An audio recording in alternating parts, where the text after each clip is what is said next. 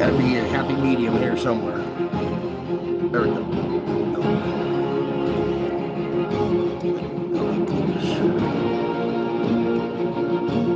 Too bad I can't get this lined up till I'm live. All right, that's better.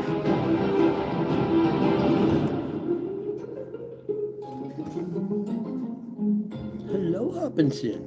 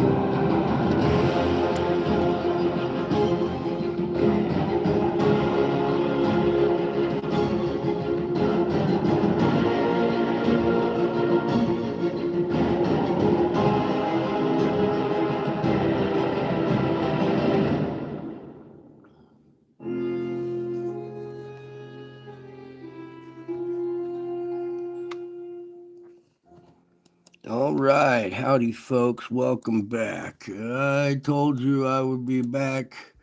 It just takes a minute sometimes. So let's get this show on the road here. And as you can see, we have our little loop playing here. This is December 2nd of 2024, and we'll go back and cover yesterday's activity too, since we didn't have a show last night. Let's get a little bit up close and a little bit better here for you guys. I think it's this. There we go.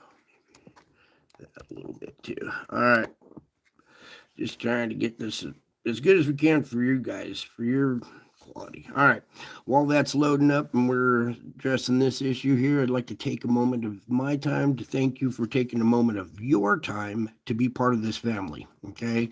This is a different kind of YouTube stream here. You are definitely part of a special family when you come to this channel. Okay. All right, so here you can see our activity around the sun here coming out of our spire regions in these two different areas right there. So we're just going to go ahead and pause on this opening frame. And if I sound stuffy, well, I refuse to be sick. The head refuses to be sick, but the body insists. So it's not going to stop me. Anyways, here's our opening frame 024. And you can see that this region, the spire region right here, is where all of our activity is coming out of, all these different little objects in this cluster right here. So we're going to go ahead and let me scooch a little bit right there and start plucking away at these frames one at a time here. You can see another little pulse of energy going out, going over this region. And when we speed this up and put it into motion, you'll really see what's going on there. Then we have this event. Okay, see two little objects probably wrapped in plasma right there, and some over here. We can zoom in really quick to see what a better shot. It's still pretty draped in a lot of plasma. It's kind of blinding the camera there. And over on this side, you can't see much, but there's something definitely going on in here. A couple little objects pulling out plasma with them. So let's go ahead and back on out again here. All right, so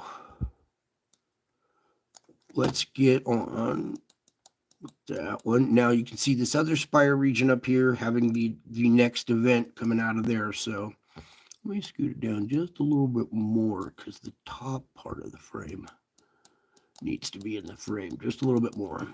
Okay. Again, another kind of a long duration event out of that region. And then you see another event coming out right here.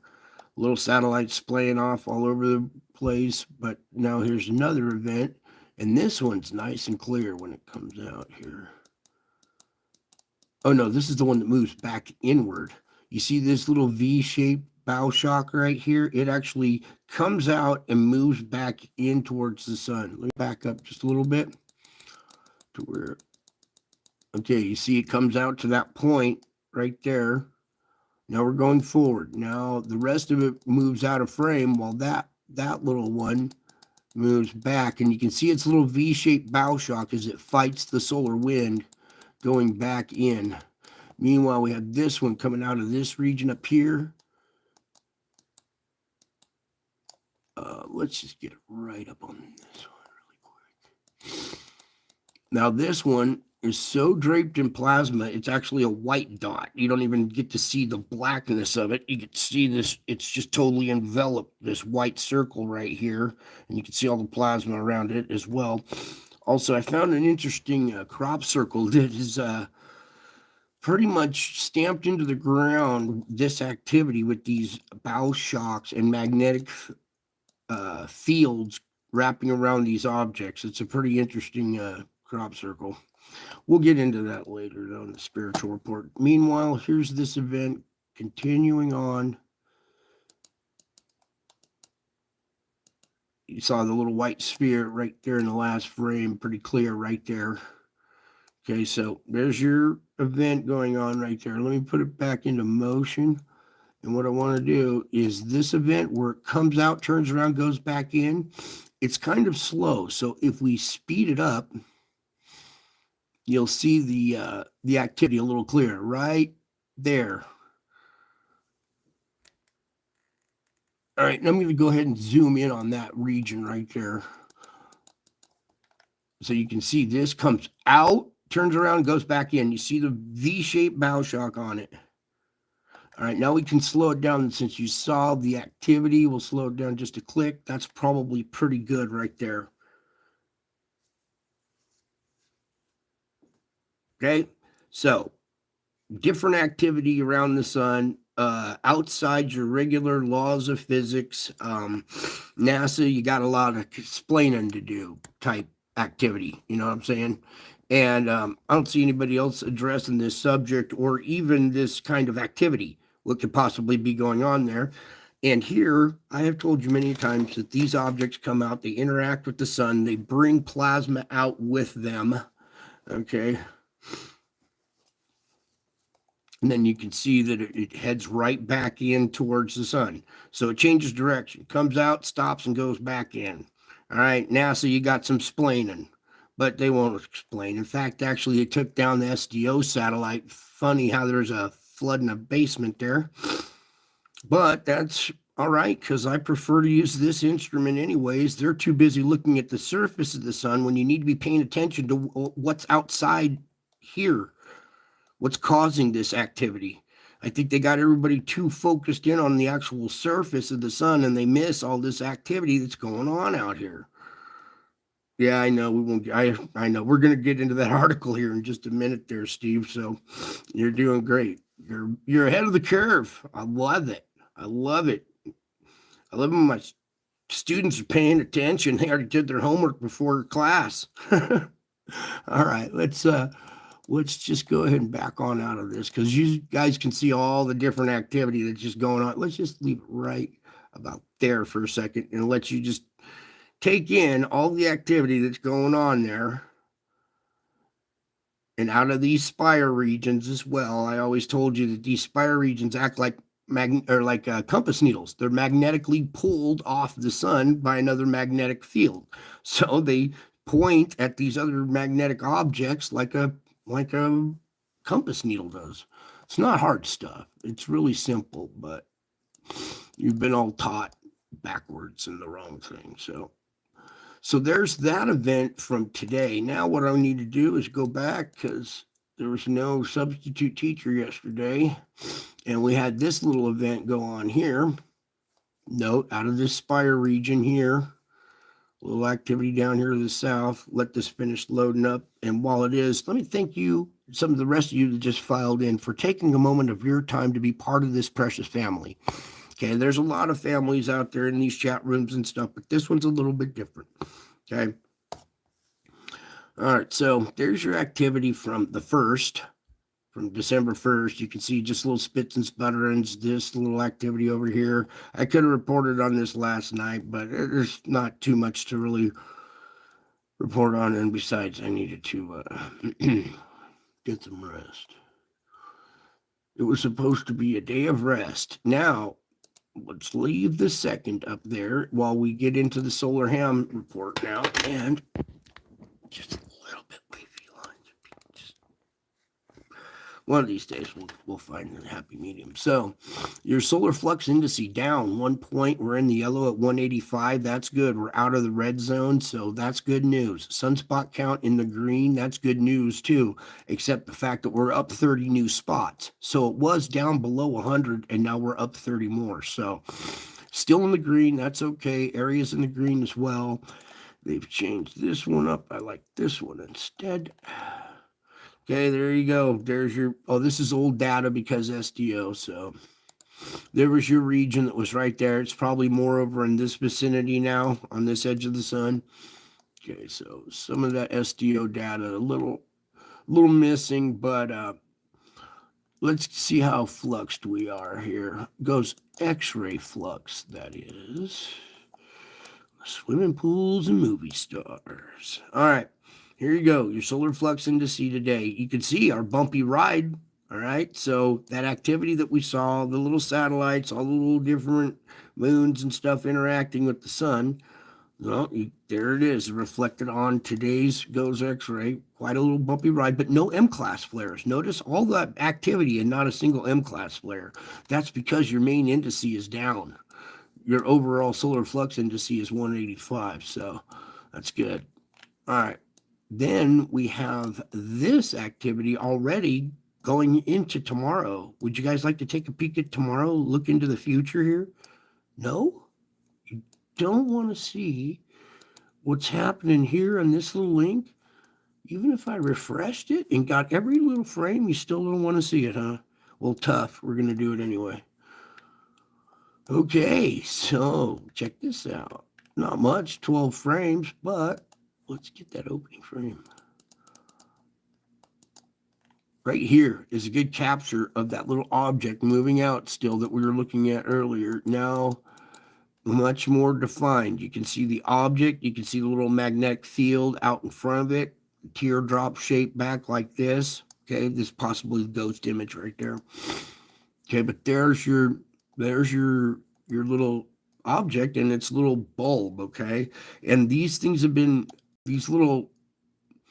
this shape right here is stamped into the field with a line connecting back to the sun and a different little shape on the other end representing the sun. Wait until you see it. You're just going to go, oh, it totally makes sense now. When you see this and you imagine this little circle is the sun, right? It's not the black circle. So it would be that size circle at the other end of this barbell type shape structure. Okay. All right. So back to the solar ham. There's a little peek into the future already with our barbell shaped structure still there and that little satellite moon departing from the sun. Okay. Now let's zoom back on out. Geomagnetic forecast, all clear for the next 3 days. That sounds good to me. I don't want to see any more activity being absorbed by the planet. All right, we don't need any more activity. So, hey, Benjamin, welcome. Stephen here too. Good. X-flare potential 5%. That might be a little out. Might be a little low. Now, meanwhile, I want you to take a peek. Before we get into our sunspots, we capture this right now. You see this yellow band right here in our auroras right now. It's not showing up on our KP quite yet, but you see our KP jump up to almost 4. Now with this yellow tint in here, we're going to see another little bit higher yellow bar, and we'll see a slight geomagnetic storm right now. Not the third, not the fourth. We're talking right now. Okay, this is current. All right, and you can see there's a little bit better. Hopefully the camera's picking up this little yellow band in there, and when we get yellow, that means we're going to see a yellow stripe on here, and we'll have a small little geomagnetic storm. All right, now depending on where our BZ is how much we'll absorb. Meanwhile, our sunspot, they're all beta gamma. There's no delta configuration in here. Both of these are declining, probably because of the event that just happened with all the moons and stuff tearing away. All right, and some actually going the opposite direction, going back in. All right.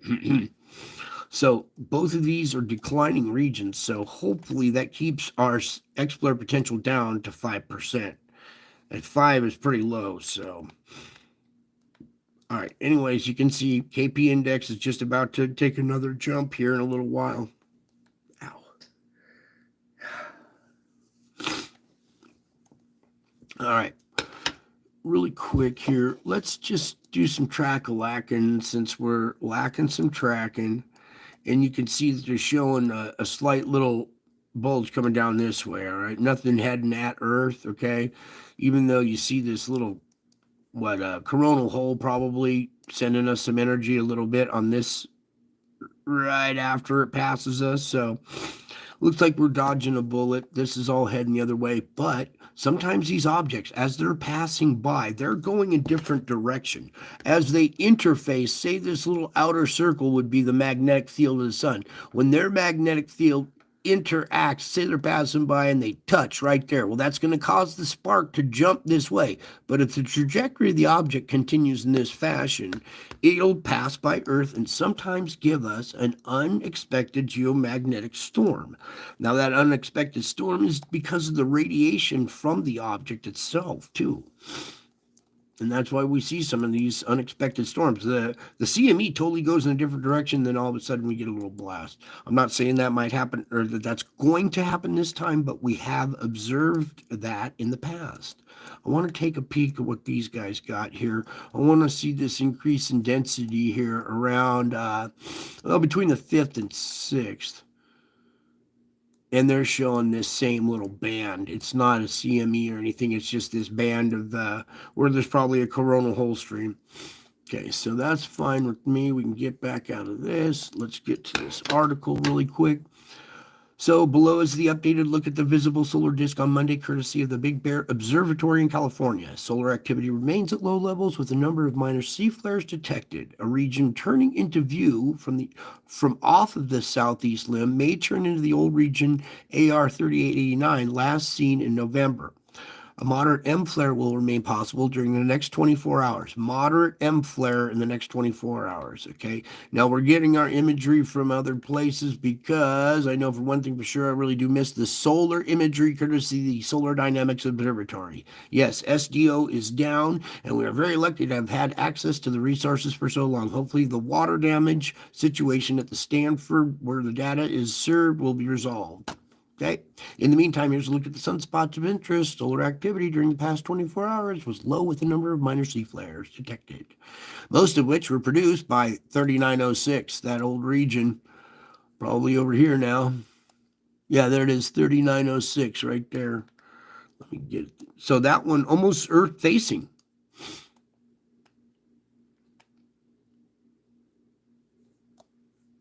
So 3906, a bunch of C flares, so that would be energy coming our way, even though if they are C flares, a region located just to the east of 3912 in the southeast quadrant appears to be growing, at least from what I can tell by looking at the imagery.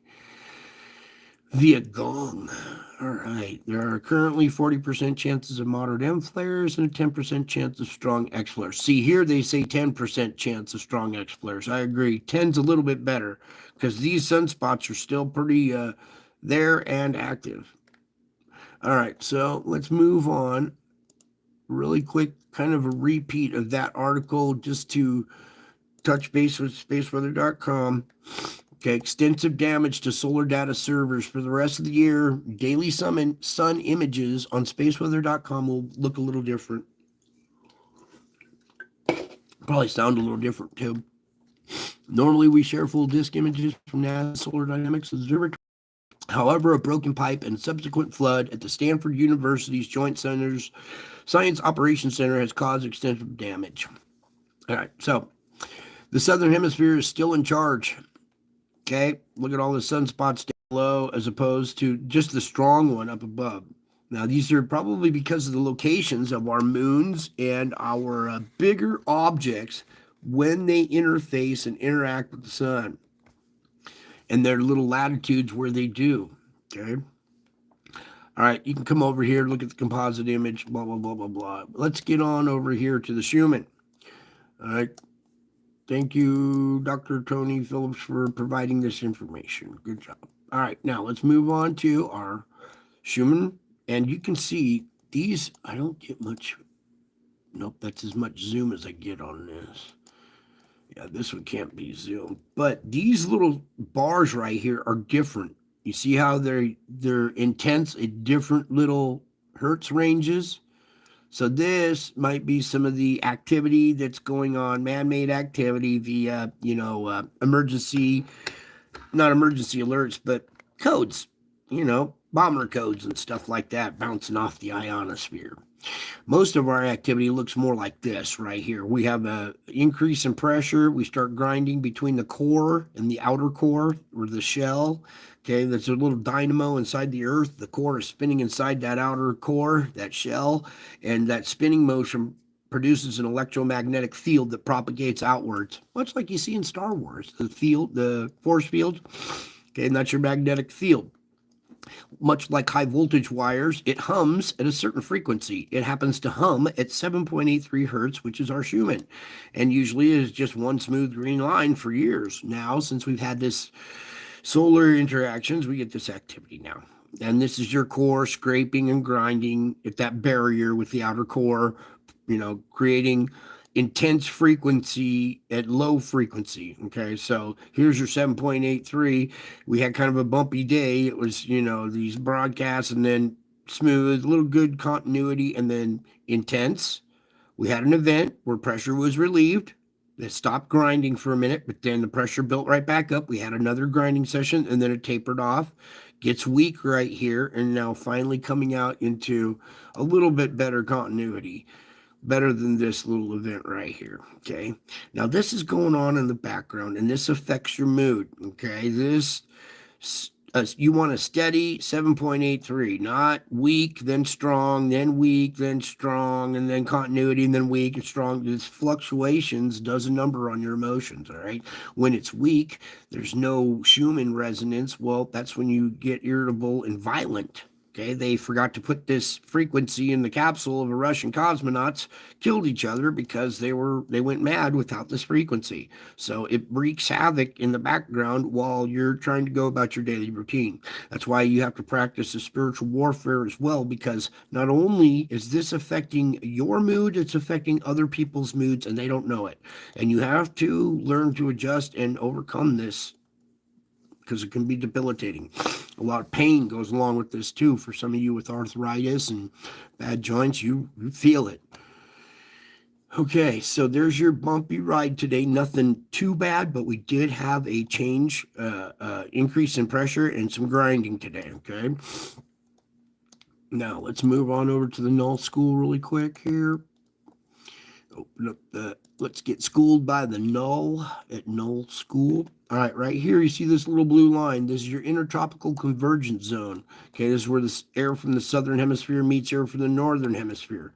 This zone is usually down here at the equator. It's been shunted north.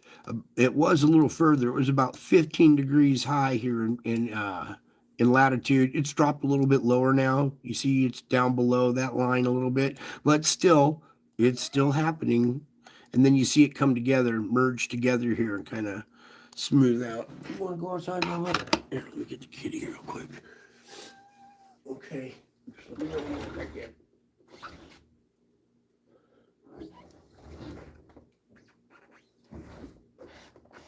All right, there we go. So you can see your intertropical convergence zone is still slightly north than where it should be.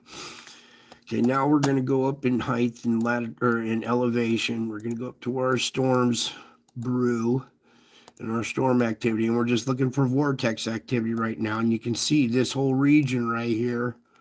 Look at this. There's two little vortexes inside a bigger main vortex right there. Now, lately, the thermal productivity from thermal vents on the ocean floor has been causing this.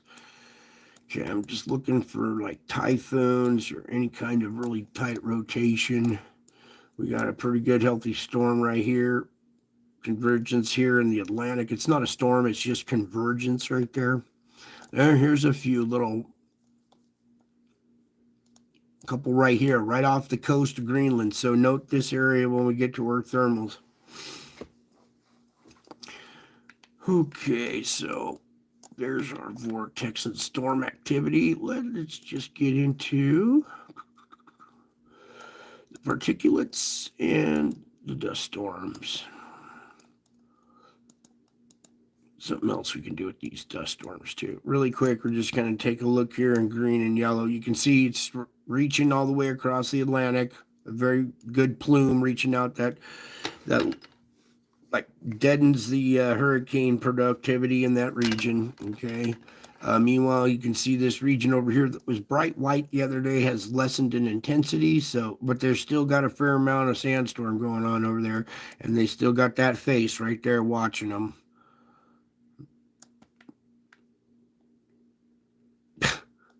Crazy.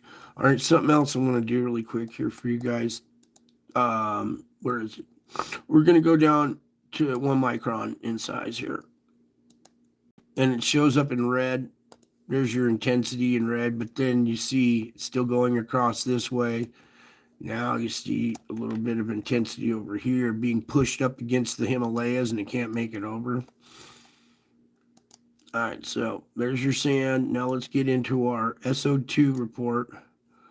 Okay, this is sulfur dioxide, not carbon dioxide. This is basically vaporized magma. All right, the magma wants to come up through all these perforations in the crust because there's pressure coming from the core outward in every direction, pushing on the underside of the crust, and wants to come through any little crack or vent or any kind of perforation in the crust, and it can't. So what can make it through is the fine gas particles like SO2. So this is SO2, or SO2 being basically vaporized magma pushed up through all the perforations. There's your country divided. This side being very kind of porous, spongy type crust, a lot of just oozing. Where over on this side it's more rocky and granite with perforations in the crust, volcanic sites. Whoosh, there's your country divided. Okay, a lot of times this gas comes out of the ground so hot it starts fires. So let me just make sure we've got fire activity kind of down to a minimum right now, which is good. You see, these really intense plumes usually have a fire, and basically just along the coast right here. It doesn't look like these are more heating fires, home heating and stuff, or campfires. So no really important significant wildfires right now. Okay, there's the half the country. Now, as you come on down, you can see Mexico. It's got a lot of SO2 emission sites. Popocatépetl was going off lately, so I bet you these people are getting a little concerned in Mexico City when they see this big volcano right next to them just continuing to go off. Meanwhile, you see Cuba. The wind is blowing this gas across the Caribbean, and you see that Jamaica and all the gas is blowing this way, giving these people a contact high. No, joking. All right, so you can see right here through this region, all these volcanic islands are spewing SO2. These are all volcanic islands right here, okay?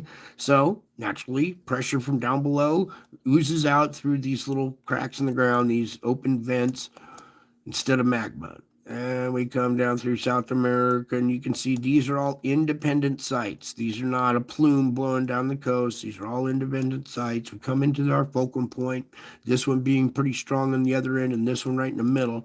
So that looks like a fair amount of pressure. Even our fifth one, this newest, latest one, is there. So good indication, a little uptick in pressure from down below. We see this region that's always very intense. Well, we see a good sized plume blowing out into the ocean. So another indicator that we had a fair size amount of pressure down below pushing this gas out through the pores in the surface. Almost like a slow leak in a bicycle tube, except the gas in the tube is SO2. And the sun is the pump. It's pumping SO pressure into the planet via the activity, the energy getting absorbed. Then it comes back up from down below, up through the strata to the surface. And we're going to adjust for their time zone. Okay. And you can see China's more of this spongy, porous crust, okay? And they're having actual fissures and cracks open up. And I can show you some fissures all around Mexico, all around the world, cracks that are opening up in the ground. And they're trying to say, oh, it's a sinkhole. No, it's a tear in the crust. It's an actual fissure. You guys know what I'm talking about. You've seen these giant cracks that open up. They're like 70 feet deep, and there doesn't seem to be a bottom to them. All right. Meanwhile, here at Taiwan, a lot of SO2 coming out of this region. This is a fulcrum point on our plate boundary system. We haven't seen a lot of earthquake activity out of this, relieving earth pressure via earthquake. So now it's relieving pressure via SO2 emissions. So we come in, we check Taiwan. It's looking like it usually does. Same here at Japan, volcanic island chain right there. Up here in the Kamchatka, a lot of bleeding out going on up there. Meanwhile, there's just huge volcanoes going off on this all the time. We come down here to Java. I want to check the purple island of Java. Now, usually there's a little darker purple because all the gas is back over the land. You see it being blown out to sea here. So if you could take all this coloration and restack it back on the island, we'd have a pretty decent coloration of purple because we have an uptick of pressure. Look at India. Ooh, getting ugly over there. Over here in the Middle East, okay, some of these sites are emitting more than SO2. They're emitting methane as well, and methane being a flammable gas coming out at thousands of degrees. Once it hits the air, it automatically ignites. So you have pits with flames shooting out of them here in these deserts, as well as SO2 emissions, as well as earthquake activity too. Boy, what a mess going on over on this side, huh? All right, one more little indicator right here.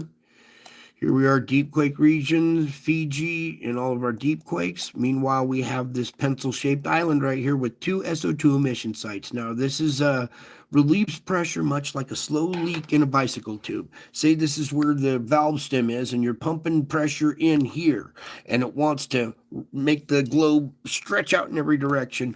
But right here, it's relieving pressure in this region, and this is where the plate boundary system starts. Okay, and then you've got volcanic islands up through here that are relieving pressure as well. So this little island here will come in handy later in our earthquake report. Now, backing out of this, let's get on over to our sea surface temperature anomalies. There we go. All right, so as you can see, let me just, we'll start here in the Pacific.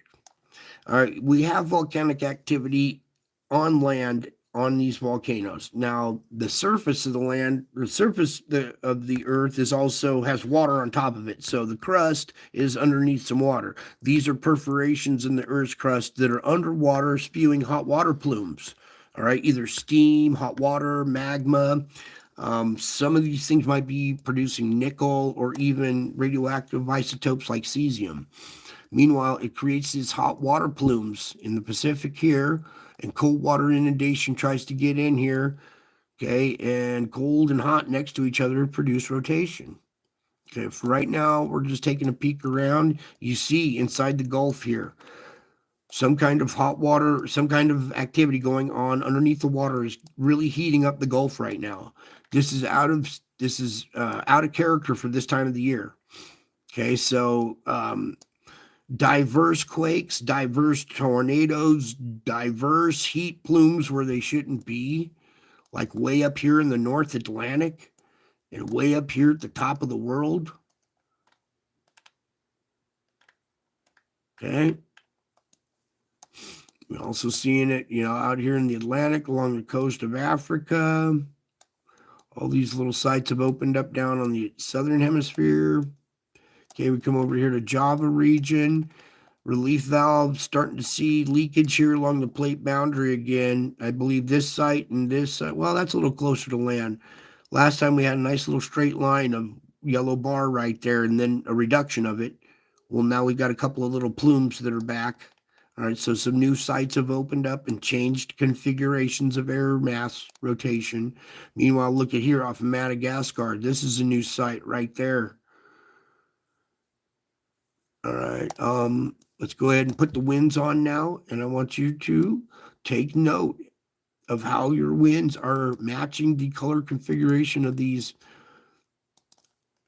hot and cold air masses. All right, so over hot water, hot air accumulates. Over cooler water, cool air accumulates.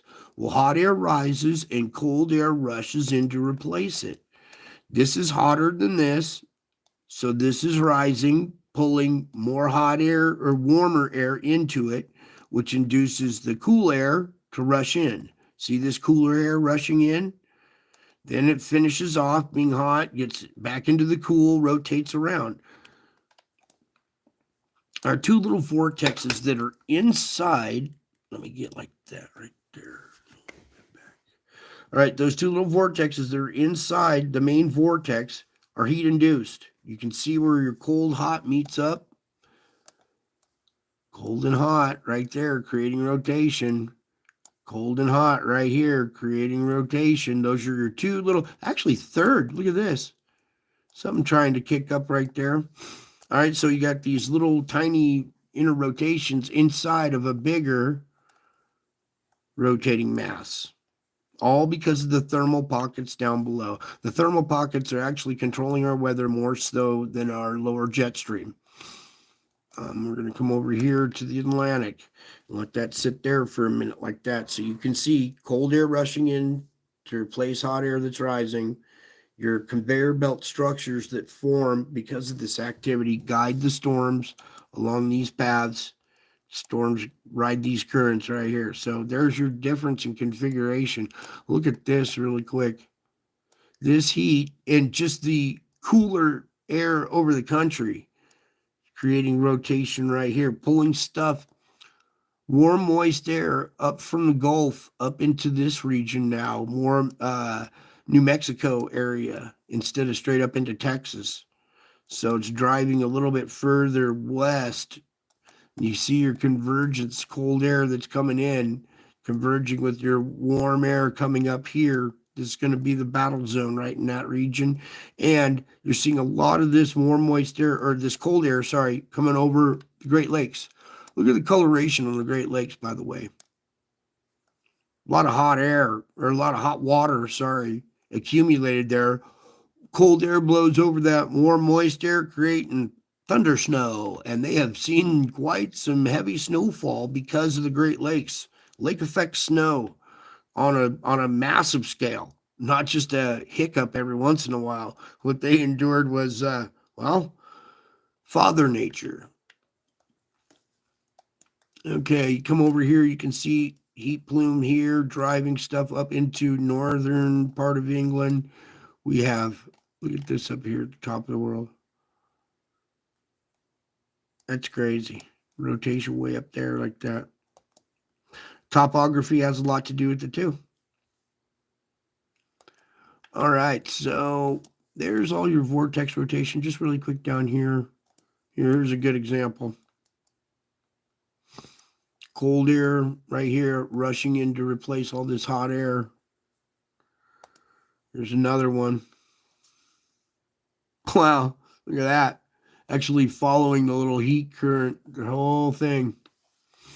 And then we had these little heat plumes that are busted out up here that disrupted the La Nina.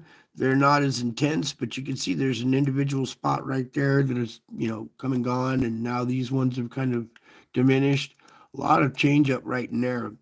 Meanwhile, here in the Juan de Fuca region, look how everything is just going up and over the Juan de Fuca.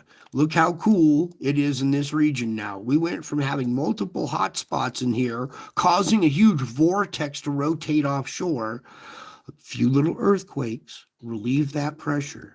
It relieved the pressure in that region and allowed cold water to race in. And when you get cold water inundation, it overwhelms the hot water plume and deadens the rotation effect. And you can see now that this cold water is actually causing stuff to go up and north.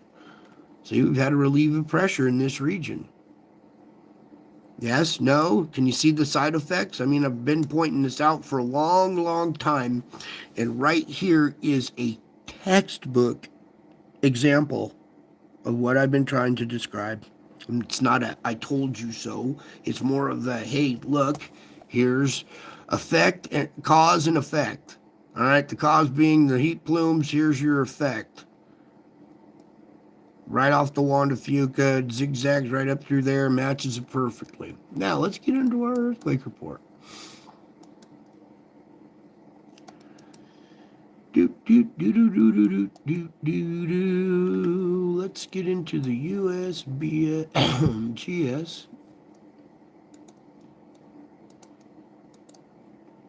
Do we miss that one altogether? Come here. Whoa, whoa, whoa. Get over here. There we go. All right, so we had a couple more quakes in this region. They're not showing up, but when we get to that part of the world, we'll highlight them. All right, so as we come into our deep quake region here, being Fiji, let's check some of these quakes really quick. We got a 4.6 down at 533. That's our typical activity. Mid-range 4 down at 500, a little deeper to 600 sometimes. Here's another mid-range 4 down at 508. On the opposite side, we have a 4.8 at 35. That's some kind of volcanic feature on this ridge. So we've had two mid-range 4s and a little bit higher 4.8 in this region. Okay, it usually puts 5 energy at the surface. Let's come here. You got 4.4, but this is down at 85. This is some kind of volcanic feature waking up here along the plate boundary on New Zealand there. What I saw over here was this. Bingo, there's your 5 at the surface. So mid-range 4, 5 at the surface. New little weak spot opening up there. All right, this area, plate boundary system starts. This is where we saw all of our 5 energy. Used to be mid-range 4, and we'd see a 5 right here. Well, since we have this little island that has those 2 emission sites, we're leaving a bunch of pressure there. You get no activity. It's relieved the pressure right here, just like that slow leak. We're pumping pressure in here, but it's leaking out right there. Meanwhile, we have a bunch of volcanoes that are along this system right here that reduce a lot of that pressure as well, keeping your quake activity down and your magnitudes down in this region. Do you see any quakes? There should be a 5 at the surface somewhere, but we're not seeing it because relief of pressure, volcanoes relieving pressure. Deep quake region right here, 4.7, but this is at the surface, so there's your almost 5 energy at the surface. Now, over here at Java, I showed you the little hot spots that opened up probably right around these 2 spots. Dude, are you kidding me? Does this match up perfect or what? Come here, turn off these winds. This is going to be too much.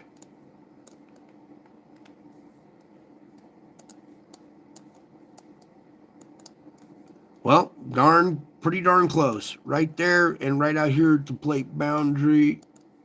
Right here, this one's a little further down. So, whew, It almost made me think that these earthquakes may have shifted something in the strata and opened up two new vents. Because earthquakes can relieve pressure as well as shuffle stuff around in the strata, opening up a new vent that relieves pressure. So, a lot of SO2 emissions, a lot of very active volcanoes through this region, so much so that it's not enough relief of pressure, and we're seeing 4.5 at the surface and a 4.6 down at 29. Now, this is more of a on the flank of this volcanic ridge right through there. Oh, Jeremy, I'm sorry. It's okay. You can always catch it on replay. I know the feeling. I can relate.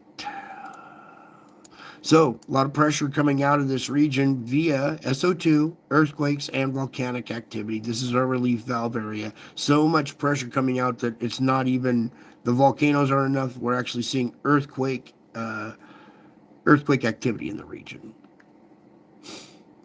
Okay. Nothing all throughout here. We do have something out here off the coast of Cyprus here, 4.1.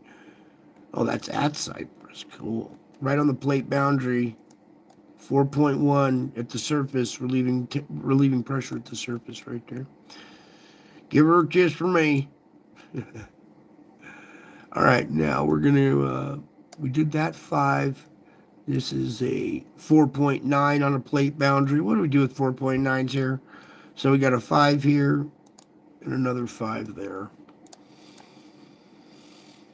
All righty, over on the Cocos plate really quick, 4.4 at 52, 4.0 at 55.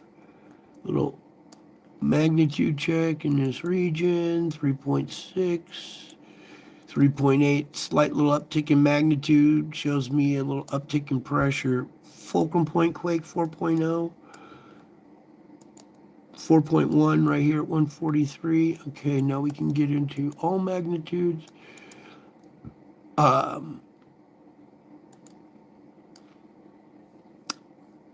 Just really quick here before, while I'm at that. There was another quake here. No, there was a different quake right here yesterday. Oh, kitty. Let me go back here. Let me get the kitty. Yeah, Bubba, come here. Go back here. All right. So there was another quake right here yesterday that relieved pressure along that region. I don't know why it's not on here. 1 day, all magnitudes. There you go. 70, all magnitude. There we go. Here it is right there. My bad. I pressed the wrong button. This one right here was a 3.4 yesterday at a depth of 10. It's scrubbing energy at the surface. Okay, so let's just take a peek at this region while we're here. In the past week, we've had this one. We've had a 4.6 at the surface. We've had a 3.5 at the surface. We've had a 2.8 at the surface. At this fulcrum point, we had a 3, a 2.9, so a couple of 3s. This is all fulcrum point activity too, so you'd have to tag all these too, which are 2.3s, 2.6s. So all of this, add these that are inside here, this plate too. They're not big, but there are a couple of ones. All of those quakes right in that region, right there, anywhere on the Juan de Fuca, has taken that heat signature that we saw, this huge big red triangle that was turning yellow, has turned that heat signature to cold right through that region, changing that huge vortex rotation that we saw here, shifting it way out here. Changing your weather patterns here. Let me just hit that wind one more time so you can see what your new weather cycle is looking like. And see how it just goes up and over, and then cold air comes down through the plains mixing with warm moist air. So this region right here, there's like a big hedge of protection over that region right there. You can see it. The rest of the world's weather is going insane except for right in that region right there. There's a reason. Whoa. An eye, a nose, and this weird mouth. Oh, that's a weird little thing. Okay, moving on. Back to your earthquakes.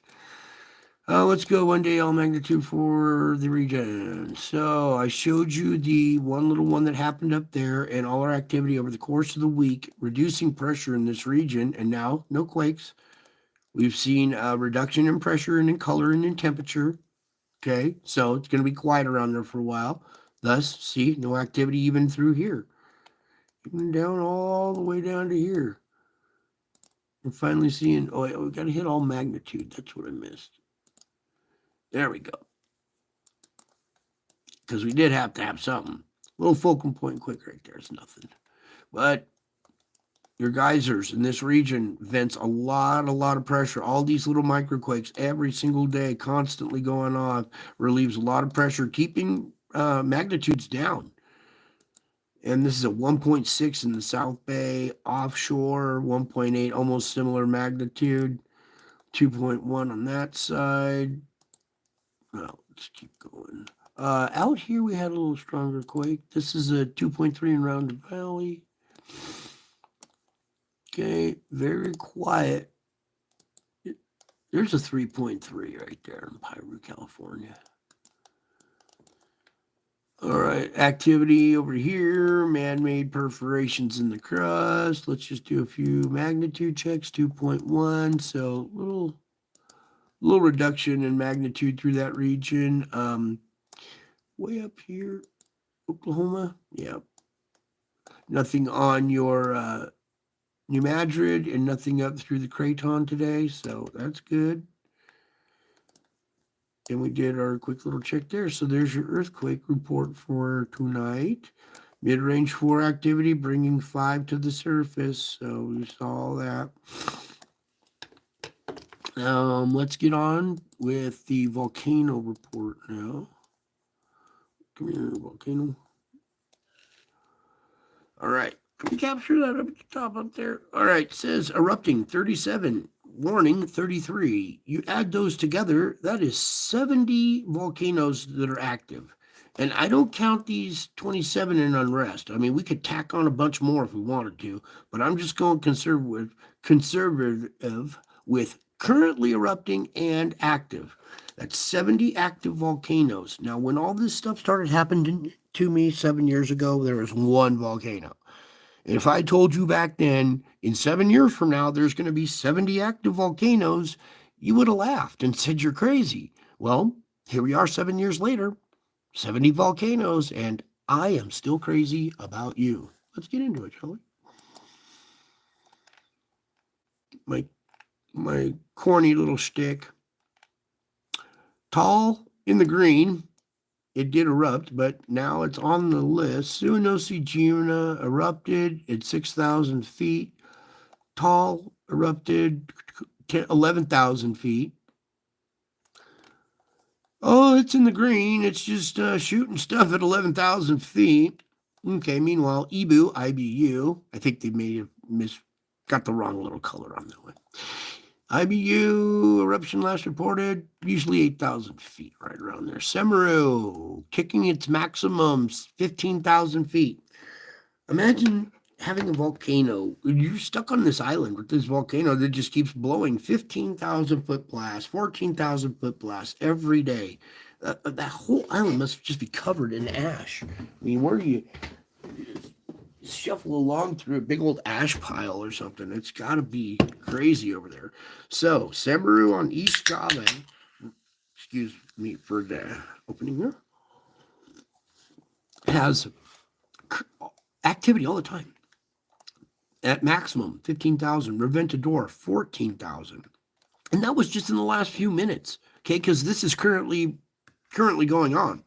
So, in the last few minutes, we've had these few blasts. Here's today, which is now yesterday, because, well, time flies at this channel. Here is the map of insanity. Note this region, deep quake area, all those volcanoes right there, relieving pressure along this plate boundary system. That's why it's all good. You can leave that up there. I'm crazy. It's all good. Anyways, relieving pressure through this region. Okay, so there's your little indicator of your pressure and why I say that, because Don't forget old Erebus down here in Antarctica, currently active. Oh boy.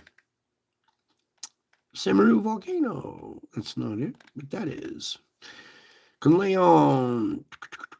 You can lay on my chest. All right, Ebu. 8,000 probably. Luatobi, 9,000. Semeru, 14. So earlier today it had a 14,000 foot blast. And then just a few minutes ago it had a 15,000 foot blast. Popo Bacano. Are you kidding me? 20,500 blast out of Popocatépetl. Right next to Mexico City is volcanic ash plume. It's 20,000 feet high. Okay, Nevada Del Ruiz. Hey, not bad with 22, huh? 20,000, 22,000. There's an uptick in pressure, huh? 15 out of Reventador. These are the lists of that map. If I showed this to the media and told them, hey, you have currently erupting. That means they are currently erupting. Barren Island, Bizamani, Kopahu, Dukono, Abaco, Erebus, Urda Ale, Etna. Oh, Etna been going off like crazy. Fernandina, Fuego, Home Reef. Just because they didn't make it on the report with a big tall blast does not mean that Ibu did not go off. Iwo Jima, Karaminski, Krakatoa, one of the most dangerous volcanoes ever in human history, the son of Krakatoa in the Sunda Strait that's between Java and Sumatra, right in that little strait right there. Luatobi, Luatolo, Marapi, Masaya, Merapi, and the list goes on and on and on.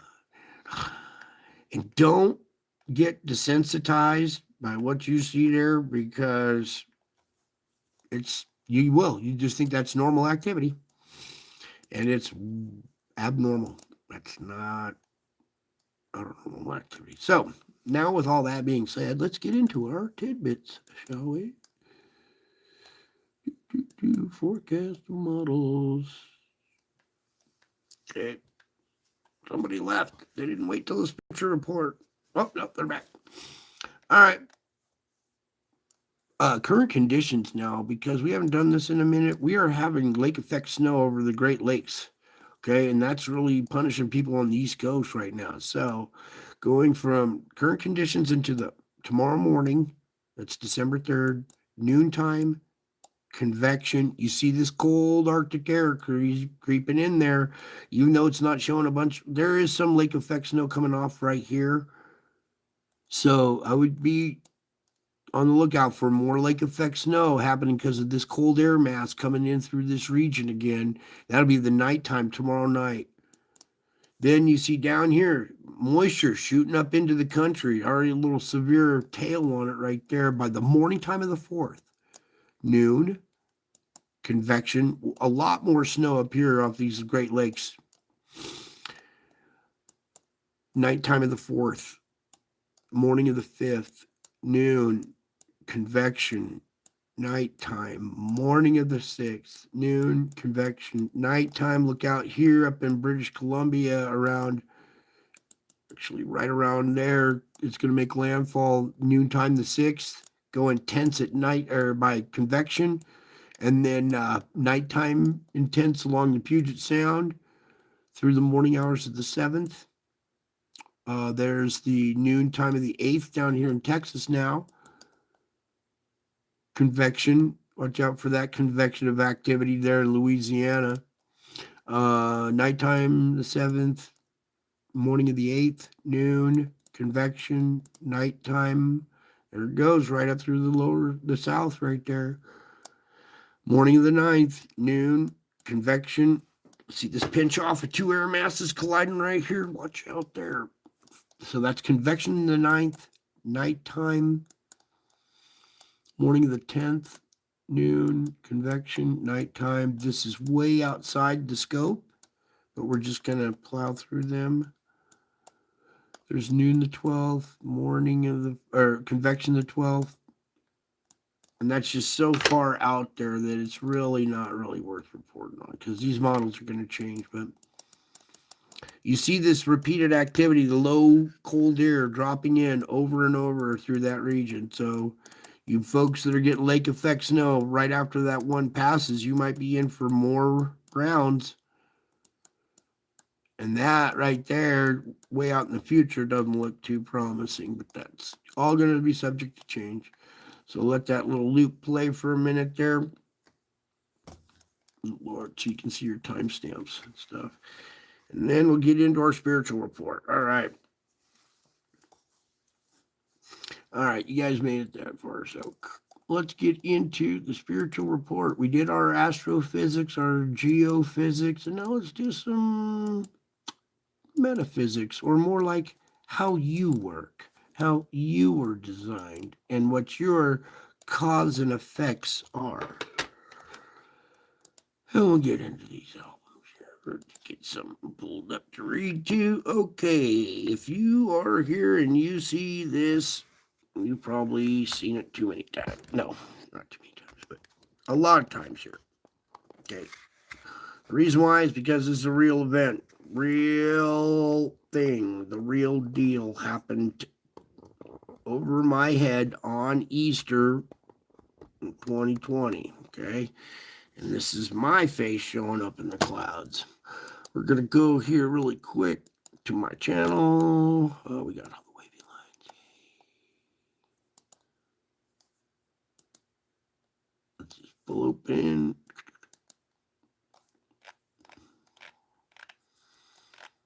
This one here. Now, I've had all these paranormal events happen to me.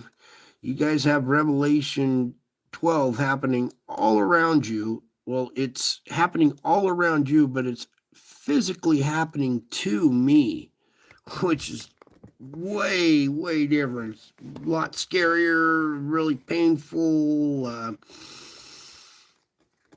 very, very hard process, let's just say. Now, after all these faces watching me in the sky and following me, watching my every move, all of a sudden this activity starts to happen where now my face starts showing up in the clouds here. Let's turn this up really quick. Over here. Oh, we got our regular I'm gonna start zooming in on this face because it's a real face. And if you look back behind it here, let's zoom in just a little bit. You'll notice that back behind here, this face is being projected by Jesus's heart right here. You can see it radiating out. Here's Jesus' face. He's pulling open his shirt, exposing his heart. His heart's radiating out this image in the sky. Okay, we'll pause it right there. There's a good spot where we capture that. All right, that's my face showing up with a crown on it in the sky after all this weird activity been happening to me. And it's nobody believed me. I have all this evidence, and nobody would give 5 minutes of their time to come and see, to find out what's been happening. They didn't believe me. I told them I got evidence, and they just wouldn't come look. But for those of you who do, you're going to be rewarded. So if you see my face here coming in the clouds with power and great glory, you're ready for this reading.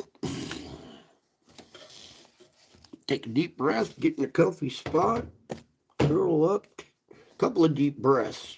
What we watched and what we saw can be some disturbing information. And it's all part of the script. It's all part of Bible prophecy. So what you're seeing is really true. And I know it's like feels like you're waiting, right? We're all waiting for this to come around, right? So for those who wait upon me will gain new strength.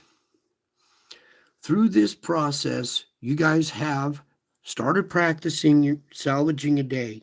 And when you do, your day turns around and you know that you have this ability now. And when you have the ability to salvage your day, it gives you this new inner strength.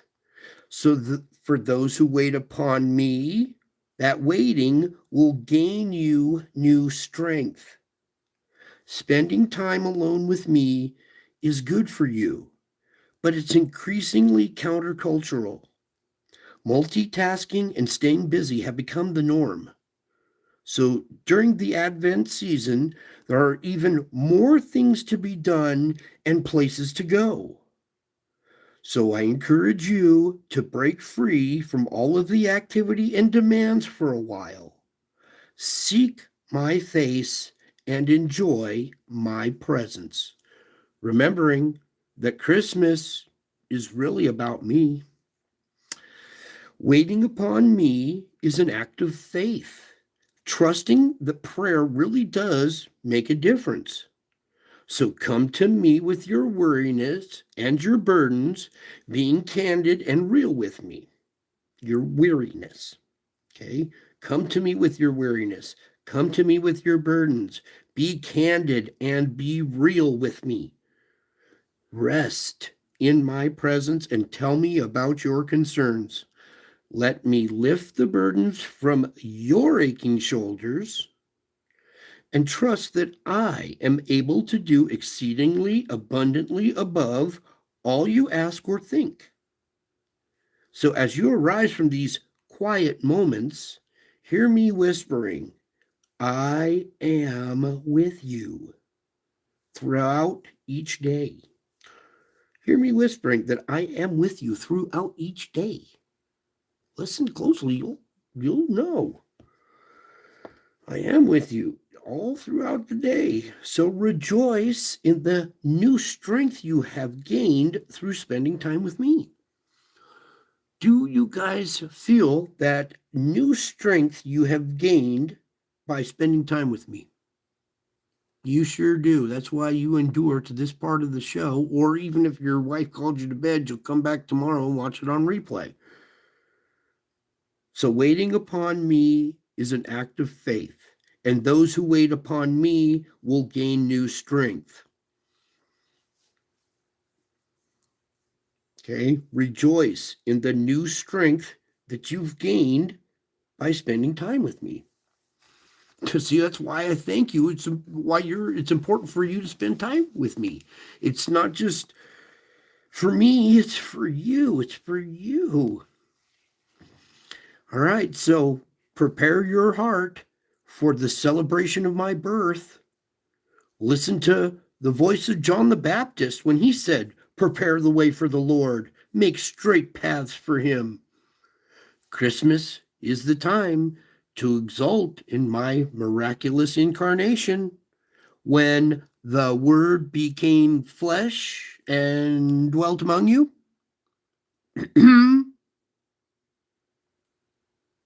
I identified with mankind to the ultimate extent, becoming a man and taking up residence in your world. Don't let the familiarity of this astonishing miracle dull its effects on you.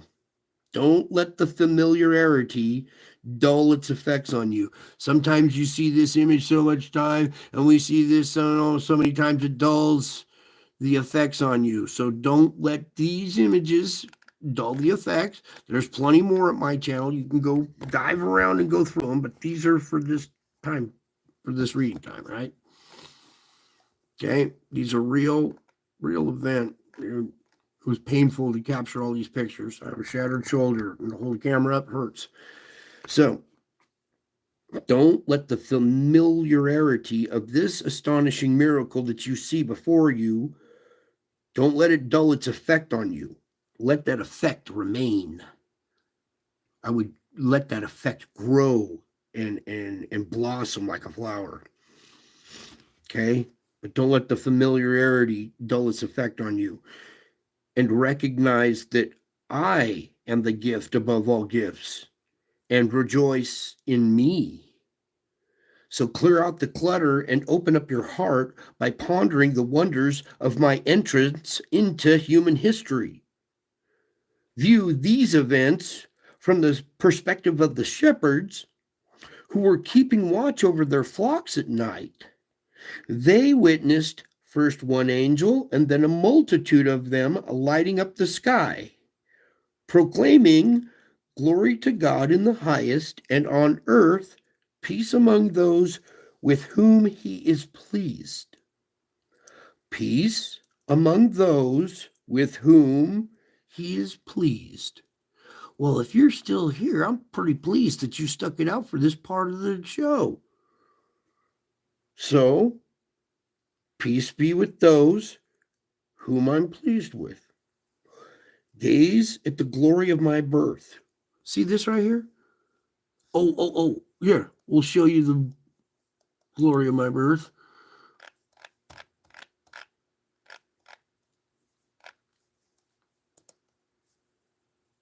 Nose coming down until I was digging around through, make out the baby's head right here.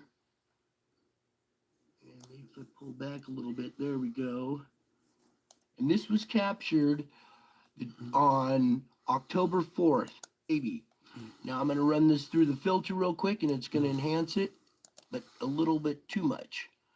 But see, now you can really make... Okay, you see that baby right there. Most of you have seen this video plenty of times. Here's the mother, her profile. She's holding the baby. That day right there. So gaze at the glory of my birth, just as the shepherds did, and respond with childlike wonder.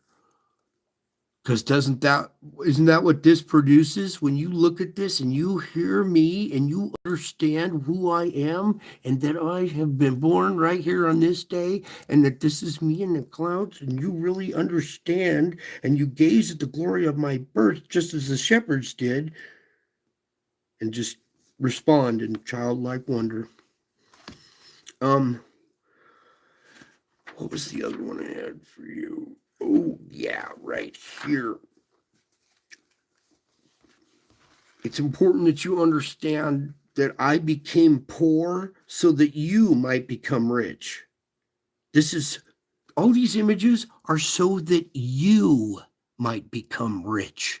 Aren't you rich? Don't you have more that's richer, worth more than gold and silver?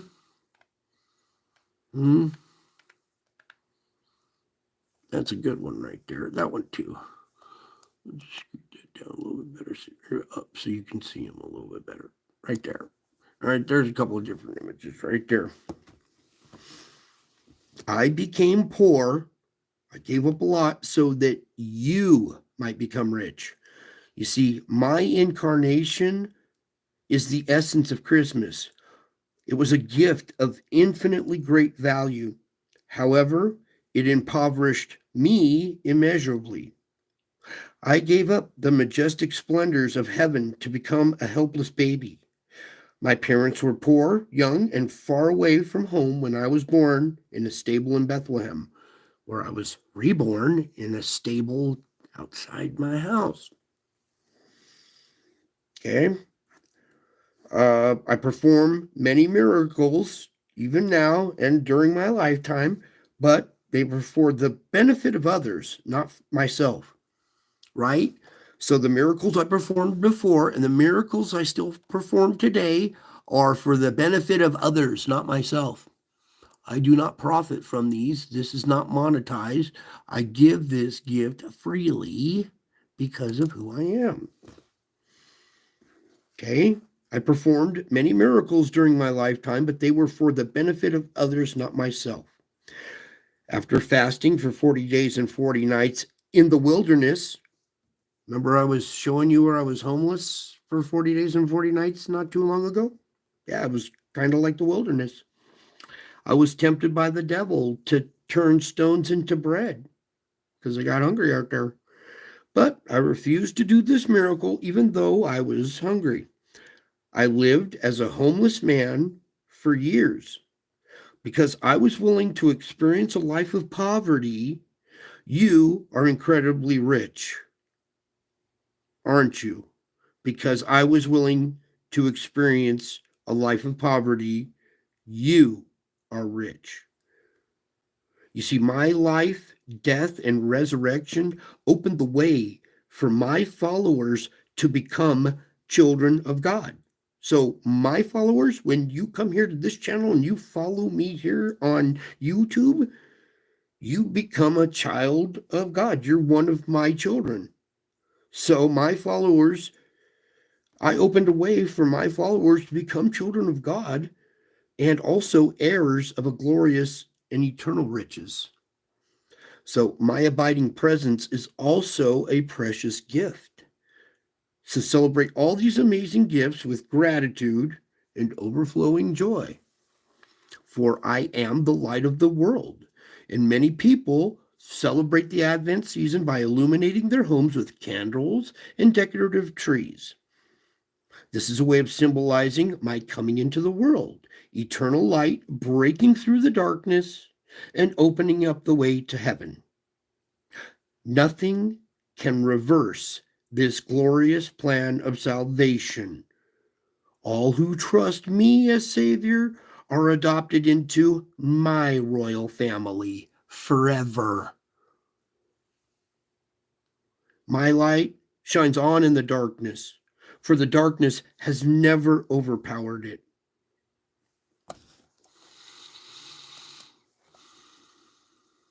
Come here.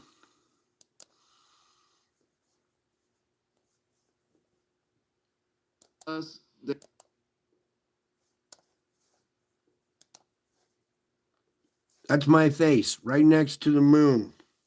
My light shines on in the darkness, doesn't it? For the darkness has never overpowered it. And no matter how much evil and unbelief you see in this dark world, I continue to shine brightly, a beacon of hope to those who have eyes that really see. So it's crucial to look toward the light as much as possible. Fix your eyes on me, beloved, and through thousands of good thought choices, you can find me.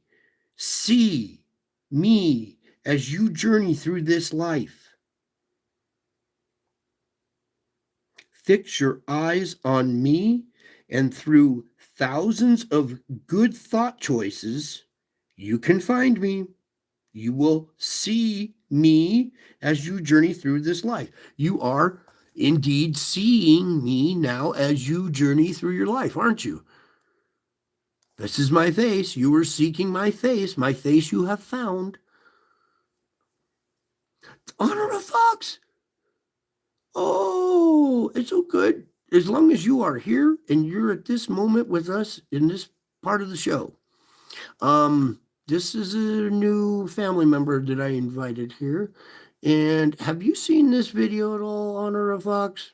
You know about Mr. MBB? You know about this giant face that was captured out by the moon, right? With a real professional camera, with plenty of eyewitnesses. And the darndest thing happens to be, it's my face. And it's because a lot of stuff has happened to me. But my spirit can help you persevere in the delightful discipline of keeping your eyes on me. I've been trying to tell you these disciplines, when you practice disciplines, technically that makes you a disciple because you're practicing a discipline. By default, you're a disciple. So my spirit can help you persevere in the delightful discipline of keeping your eyes on me. Pretty fun looking at this and realizing this is a real person who's talking to you right now. Doesn't that just blow you away? Isn't that kind of delightful in knowing that this person right here and this person right here are indeed talking to you right now? Because my light shines on in the darkness. And no matter how much evil or unbelief you see in this dark world, I still continue to shine brightly. I am a beacon of hope to those who have eyes that really see. If you really see this, doesn't this bring you hope? You're seeing my face coming in the clouds with power and great glory. Doesn't that bring you hope? Because that's what this show is really for, is to bring you that real hope. Because I am that beacon. I am the light that shines on in the darkness. My spirit can help you persevere in the delightful discipline of keeping your eyes on me. Whoever follows me will never walk in darkness, will have the light of life. So if you believe me, you have the light of life. And as long as you believe me, you can continue to have that. It's very important that you understand how all this works, and that, in fact, what you're looking at is my face in the clouds with this crown here coming with power and great glory. It's happened on Easter. 2,000-year-old prophecy came true on Easter. That should shake the world right there. Tilt your head to the right. If you can't see it, there's a face right here with long hair and a crown. Okay, there's multiple images I took of this event happening in the clouds.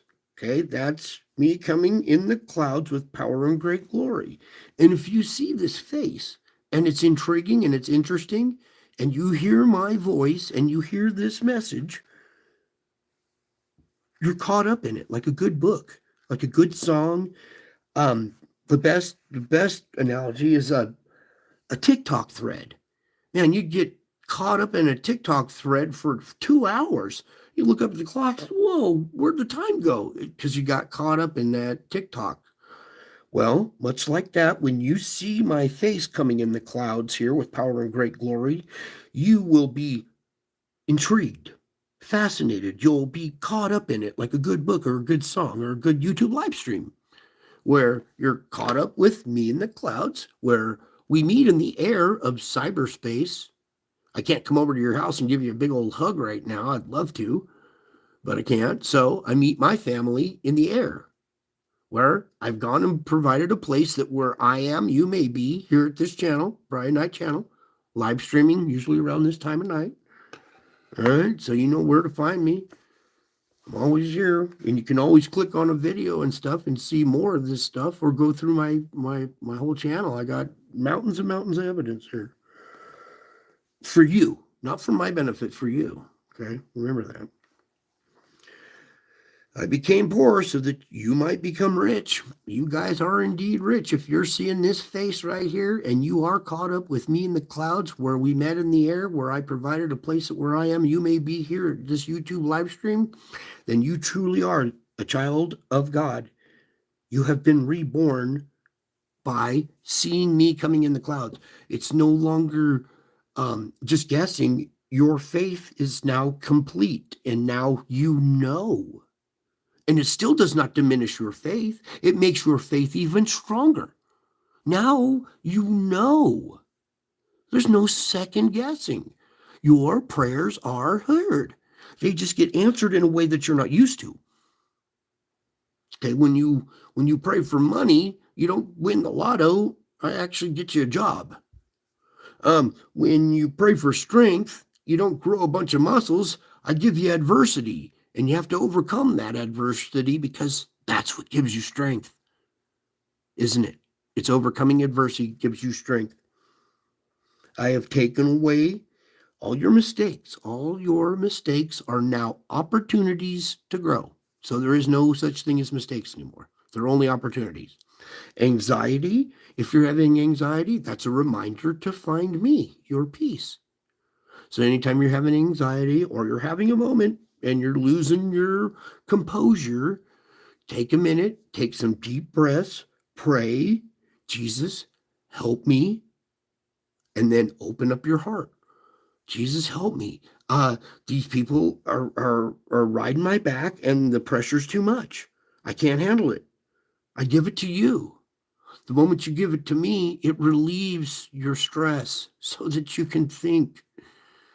Okay, that's how this works. This is for your mental health in this crazy world. See, in a world of lies, the truth sounds crazy. Well, you're in a crazy world, and the truth is soothing. I became poor so that you might become rich. Okay?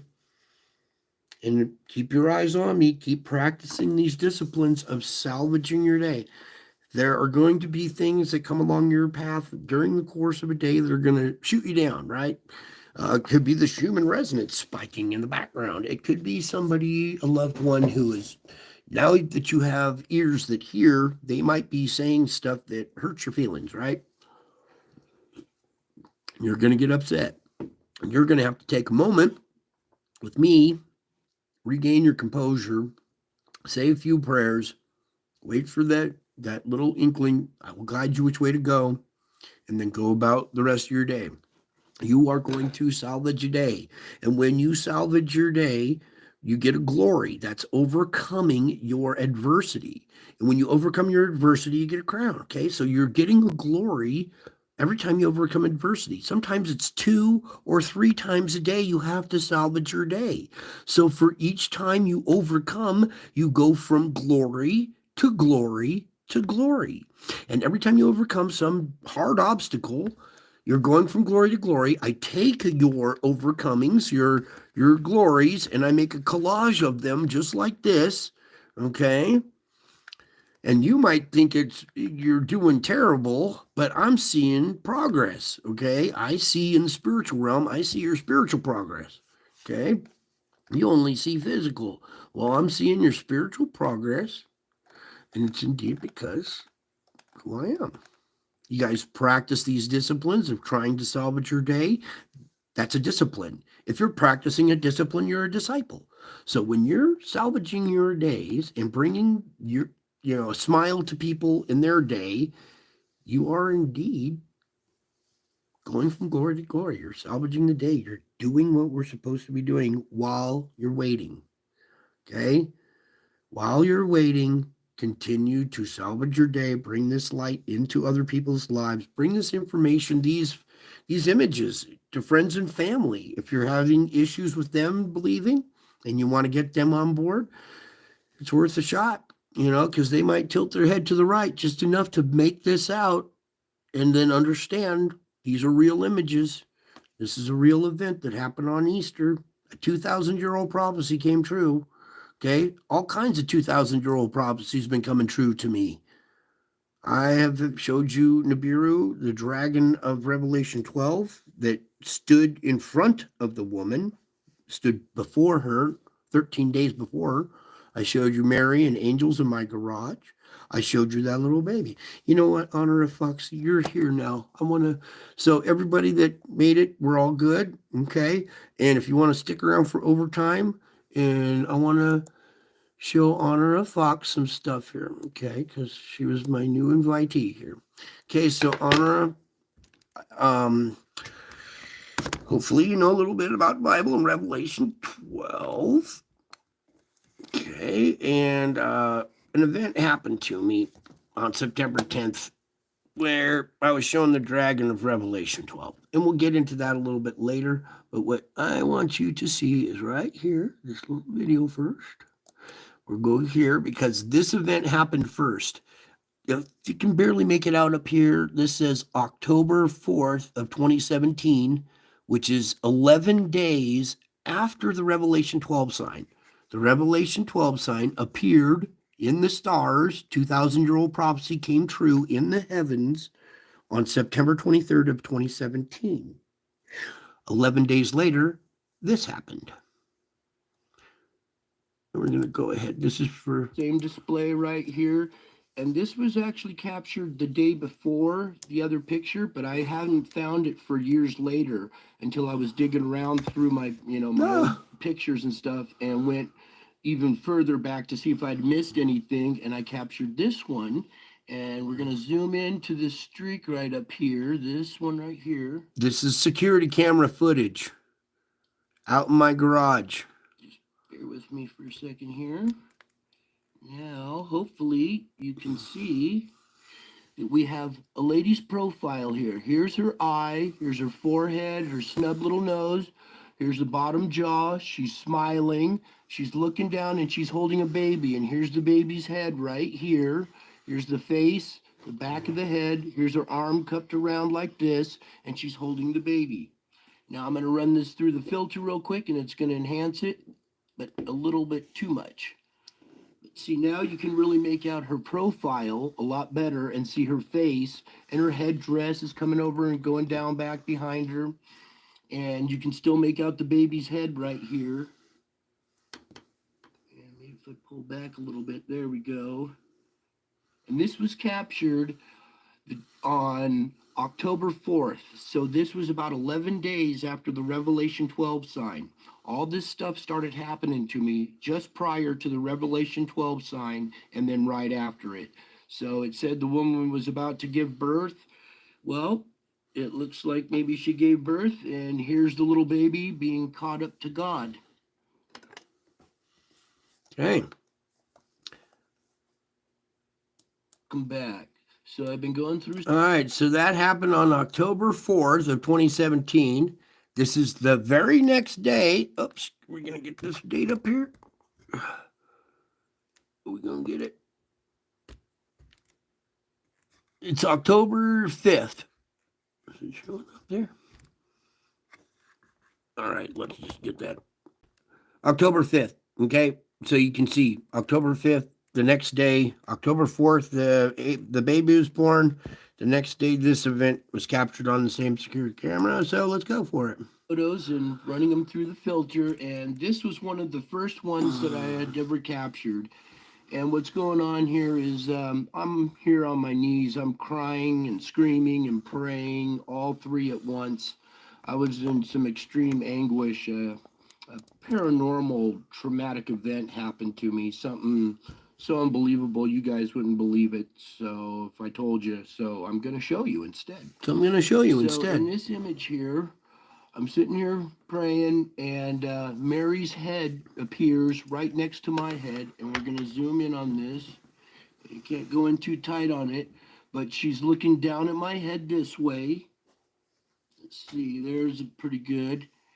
And you can make out her eye and her nose coming down, her shawl coming over, and it's in shadow right here. This is a shadow of the inside of her shawl going over her head like this. Here's her eye, her nose, her other eye would be on the other side there. Okay. You can't go in too tight on it. And then also is this white ball with an eye in it, this white orb with an eye in it.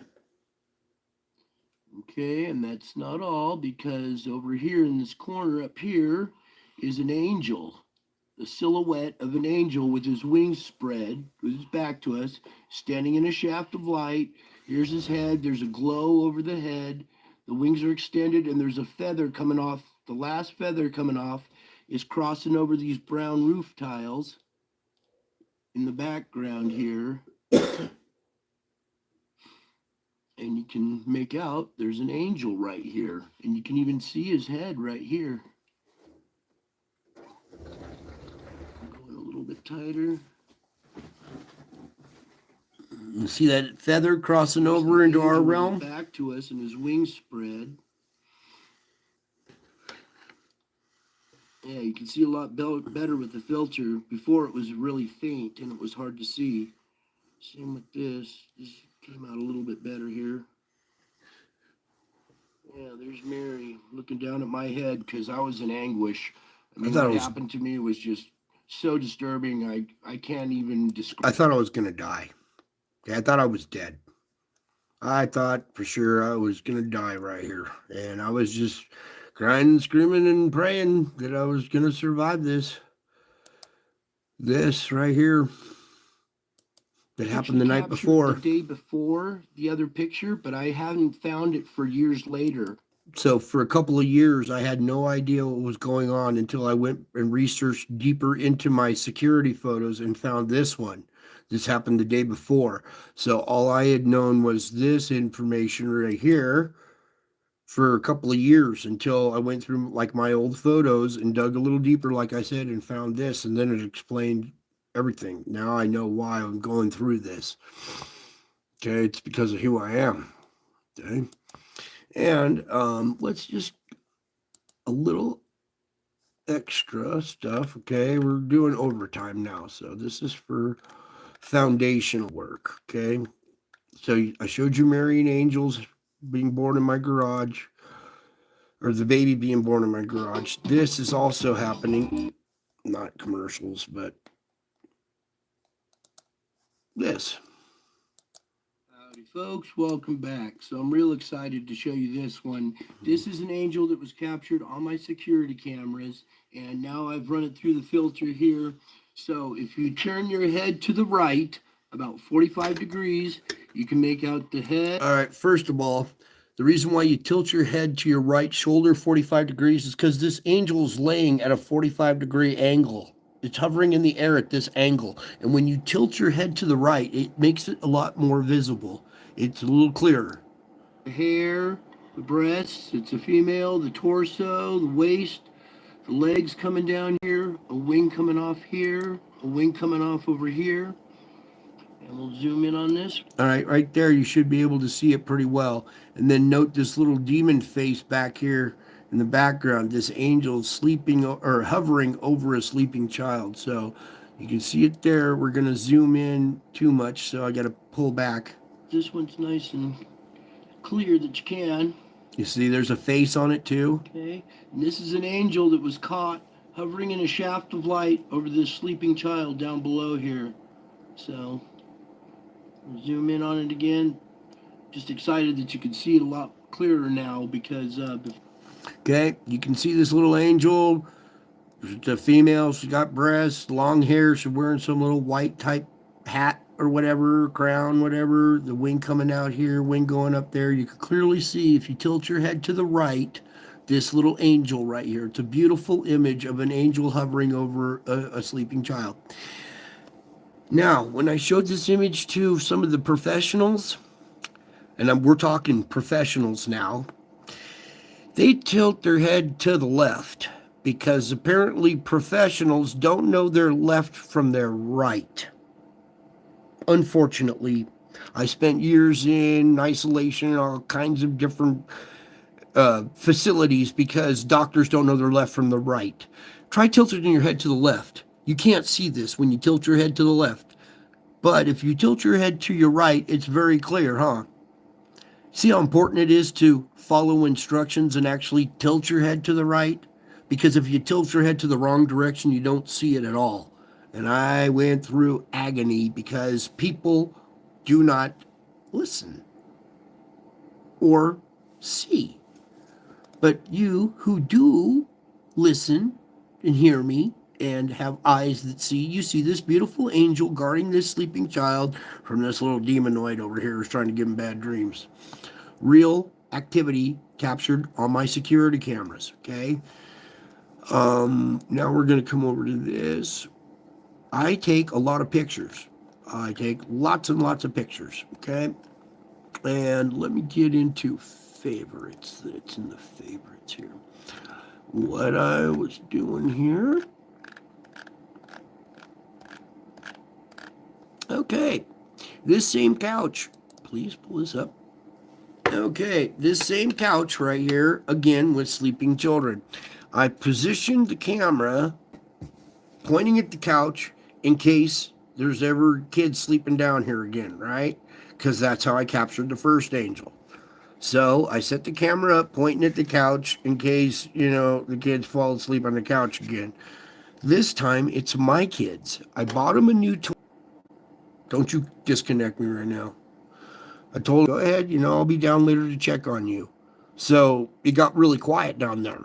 And I thought, uh-oh, they're up to no good. So I went down there and my kids are asleep. And I thought you guys were going to stay up all night. Well, they went up to the house, went to bed. And I thought, how peculiar. Then a couple days later, it occurred to me, oh shit, I had the camera positioned and the kids were sleeping on the couch. I wonder what I captured. So I came back and I went through every image and all I captured was this one streak right here. It wasn't until I stacked all these images on top of each other and made a flip book out of them that you will see there are two angels on their knees, interlocked, wing and wing, and they're bowing. You can't see it. You can only see it in the peripheral of your eye. So if you stare at these boards in the back, don't look straight at the angel, but look straight back at these boards, you'll see out of the corner of your eye the head pop up right here. The inside of the wing is in shadow. This dark area in here is the wing, inside the cup of the wing. And if you stare, like I said, at that back wall, you will see there are two angels, wing and wing, bowing over sleeping children. captured my security camera. Okay. All this activity started happening to me right before the Revelation 12 sign, and then right after it. Oh well, since then. Also, would need to show you just a little bit of this. Maybe I'll.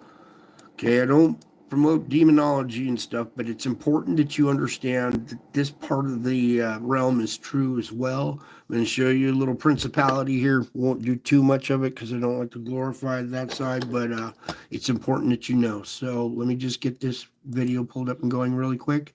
Won't take too long. Howdy folks, welcome back. So I've been going through some more of these pictures and running them through the filter and stuff. And not only were we finding angels and Mary and stuff, but there's also demons, and I've also found Satan in this stuff too. So as we're looking here at this picture, what I'm talking about is in this mosaic of blotchy white dots that you see this picture is comprised of. When you zoom in really tight in on a picture, you'll see that it's made up of these splotchy little patches and dots. These new digital cameras make these little blotches. Well, hiding in these blotches are faces. And if you haven't seen it yet, there's an eye right here and an eye right here. And when you make eye contact with these two eyes right here, you'll see the mouth fall into place down here. It's snarling. If you look, it's got some kind of streaks or horns or something or wrinkles coming out of its head up here. And this is some kind of demon or principality. You know, other people refer to them as principalities, but this is what I'm talking about, and hopefully you can see this here. This is a pupil right here of an eye. This is a pupil of a bigger eye. Here's the whites of the eye, the white of this eye. These two eyes. Once you look at those, you'll see it falls into place. Maybe I'll pull back a little bit. You can see a little bit better. No, zoom in. Right about there is good. And you can make out there's teeth here in this mouth. There's a corresponding mouth with these eyes, wrinkles going across the nose here. This is some kind of demon or principality. Okay, enough of that. There's Satan in this stuff attacking me as well. Fiery darts shooting at me. It's pretty disturbing stuff. So we'll continue on with this next one. I just needed you to understand that in that mosaic of dots, we're capturing the spiritual realm. Okay. Then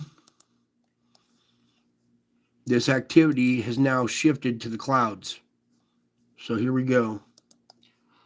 Howdy folks, welcome back. So these faces that I've been showing you in the last few videos that are in the etherical or in that mosaic that I was talking about are not only taking place there, but now they're taking shape in our clouds. And with this new filter, I was able to go through some of these pictures and it really makes them pop now. So if you can't see it yet, there's an eye here, an eye here, here's the nose, a mouth down below, here's an ear coming back up, the jaw running down, little pointed chin. And this face seems to almost be bisected. One half is like a goblin, and this other half looks like almost like a Wolverine or a Ewok type character. So I'll let you look at that for a minute. And okay, one more, and this one right here, you can make out we have an eye here and an eye right here. Here's the nose, and here's some lips. And it looks like he's blowing. You can make out his ear over here. Horns and stuff coming up. His eyebrows.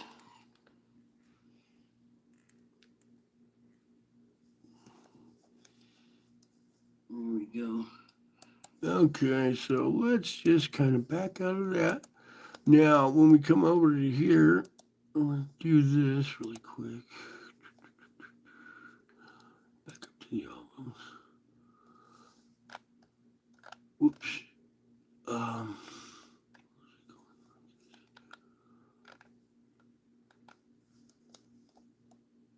So we did that one. Oh, that's where I was going, was it? No, these ones right here are on So up here, oh, that's this one. I think it's on favorites. This right here started off as a wolf and then turns into that face. So can you see the wolf with his nose here, his mouth open? Where's the individual pictures of this? Oh, it's in. Hang on, let me try to find these individual pictures really quick because it's important.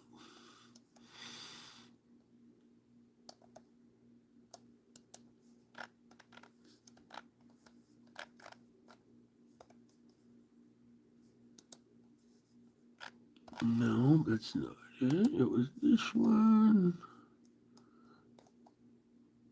I think it's in this. Whoopsie. Sorry, getting lost in my own pictures here. There it is. It's in this one. I think. Oh, this is the Grinch. See this Grinch face showing up? See, I got all these faces in the clouds that follow me everywhere I go. They watch, follow, and study my every move. This Grinch turns into the dragon. Okay. Where was the other one I was looking for? Oh, it's in this one. Okay, so here, let me pull these open really quick. You can see that this was a wolf face at once. Try zooming in here a little bit. There's an eye here, an eye there. You can see the black nose right here. The mouth is open up and it's blowing out clouds. You can see the ear coming up right here. So this giant wolf face right there, huffing and puffing and blowing out clouds. This is the activity that's going on in your clouds. It's happening all around me, everywhere I go, because of who I am. And you can see it turns into that face right there at the end. Okay, you're seeing these faces on around? Okay, good. Imagine having this stuff follow you and nobody believed you. Even though you're taking millions of pictures, nobody believes you. You got this guy, drops way out of the sky, drops down. Look, there's a row of teeth, a little beard, a long nose, two eyes. Look, there's even a pupil in that eye. All right, and this face dropped down out of the clouds. Let's go to another image. Here, look at this one. You see how far it came down out of the clouds? The cloud bank was way up here. This face dropped way, way down and smiles at me, watching me. Watching every move I make because of who I am. Okay? And these faces follow me all over the place. All kinds of weird ones. See this little guy right here with an eye here and an eye here, his nose? And then I put a lot of these together in flip books because sometimes we do see movement and activities happening in these events. Okay, so what I've done here is I've slapped together a bunch of them. This one's pretty cool. This is some like alien type lady laying on her back. The sun is the baby. You see she's having birth pains and her eyes and her mouth open up when the baby comes. She's yelling, ah, ah.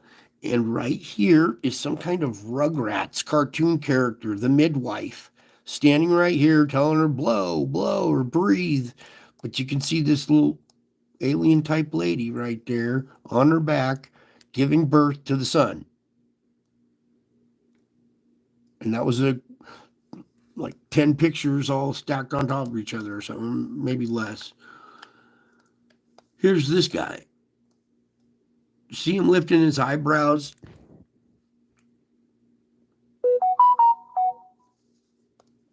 And then there's the Grinch again. Here's this one. It was transitioning from Jesus' face into the lion face, but Google came along and ruined my little flip book. So we have that actually in video right here with the Christmas gift video that I showed some of you. We'll go right to that. And this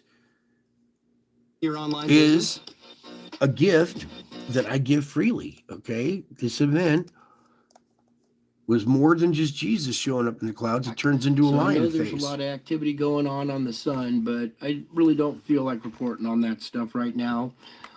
Actually, I want to go back and revisit an event that happened earlier this year, 2020, around Easter, when I captured what appears to be Jesus in the clouds here. So I need you to tilt your head to the right about 45 degrees, and here's an eye, his other eye, his nose, his mouth, his chin and beard, his hair flowing back like this, and you can make out a crown up here above his head. And that crown is hovering over his head. There seems to be almost a little halo around his head, too. And once you see that image, then we can zoom in just a little bit tighter. There you go. Okay, and this event happened over a course of about an hour, and I got a lot of pictures of it. See, if we go up above here, you can see all these pictures up from way over here going across, or all of this event, and I'm going to show you more of what happened here. Okay, here I've taken about 7 or 8 of those pictures and put them together in a flip book, and you can see the different images, and that this event, is taking place here, because there's more that happens here.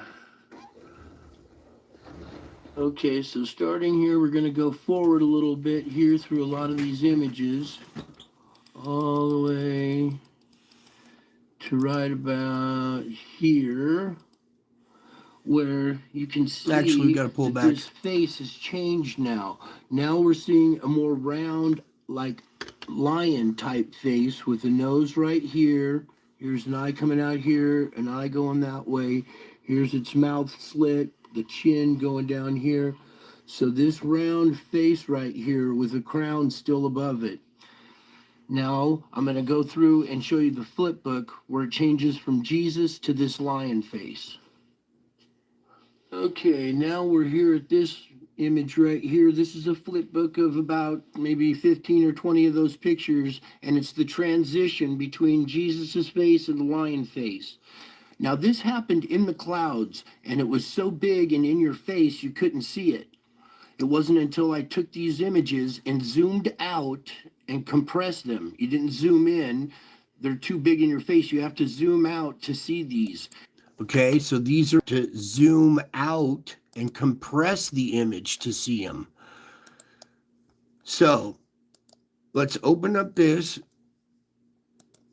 That's kind of what it looked like in the clouds. So you can barely make it out at this juncture. It's not until you zoom out and compress these images that they become more and more clear. See what I'm saying? They're in a different dimension.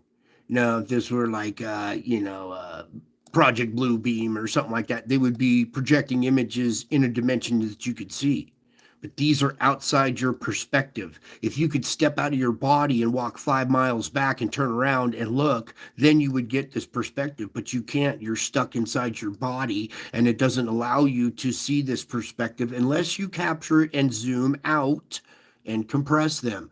Again, when I zoom in like this, you see how it gets blurry, and it's kind of, you've already seen it, but if you were just to look at this without being shown, you wouldn't be able to see it. And unless somebody pointed it out, it would just look like a cloudy sky. And for those with eyes that see, they see this. All right. But for other people that don't believe, they don't see this image. All they see is clouds because they don't believe. You have to believe in order to receive. Right?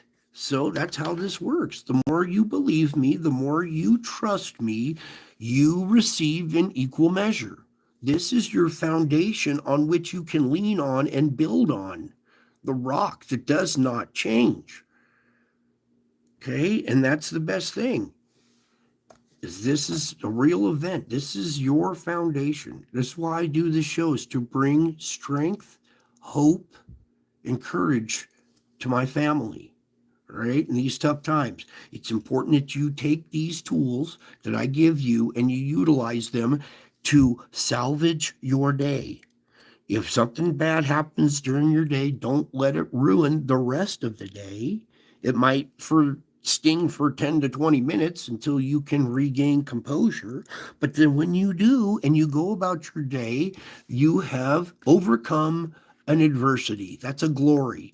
And the more adversity you overcome, you go from glory to glory to glory to glory. And I make collages of your success in your spiritual realm, and you're doing really good. You guys are truly practicing, and you're truly receiving that peace that transcends your circumstances, aren't you?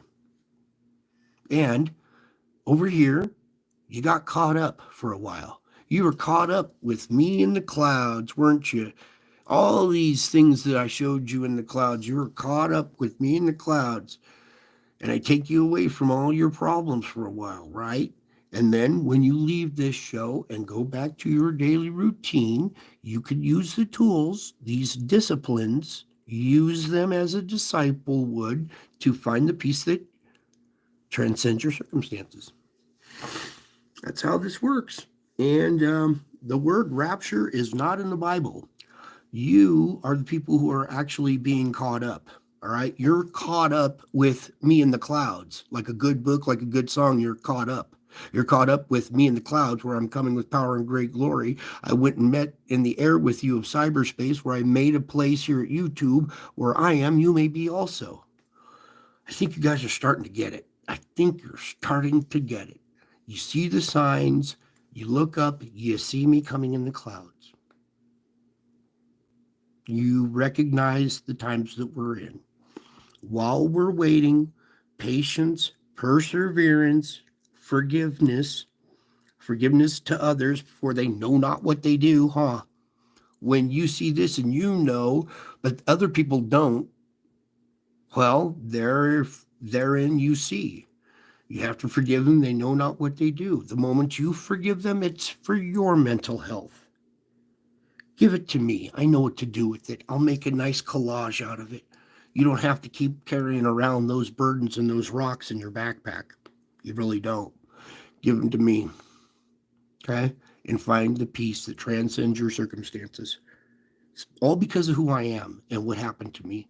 Like I said, revelation is happening all around you, but it's physically happening to me. It's way more intense than what you guys are experiencing just by seeing this.